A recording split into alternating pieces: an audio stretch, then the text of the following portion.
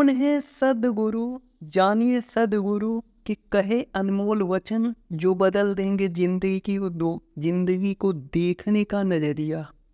सदगुरु जजगी वासुदेव आध्यात्मिक गुरु और योग ध्यान के प्रचारक हैं, जिन्होंने एशा फाउंडेशन की स्थापना की है। अपने विचारों से सदगुरु ने लाखों करोड़ों लोगों की जिंदगी को देखने का एक नजरिया दिया है।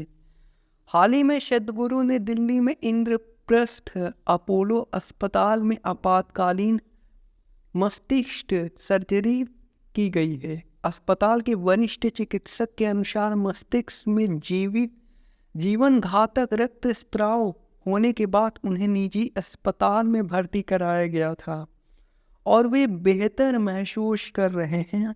सदगुरु वासुदेव एक मोटिवेशनल स्पीकर भी हैं, जो जीवन, ज्ञान, दर्शन, प्रेम, परिवार और चेतना से जुड़ी बातें कहते हैं।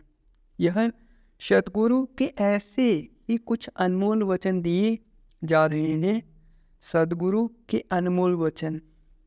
पहला, जब दर्द, क्रोध या दुख होता है तो यह अपने भीतर देखने का समय है, आपके आसपास नहीं।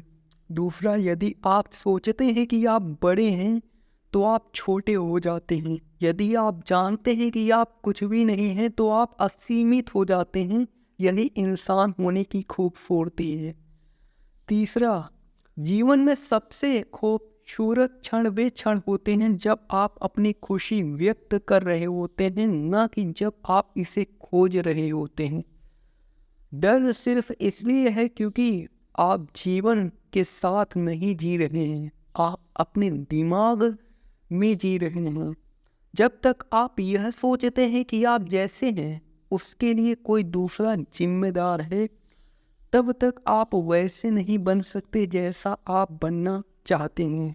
आध्यात्मिकता कोई अपंगता नहीं है, इस बारे में नहीं है कि आप क्या नहीं कर सकते, बल्कि आप जो सब कुछ कर सकते हैं यह उसके बारे में है।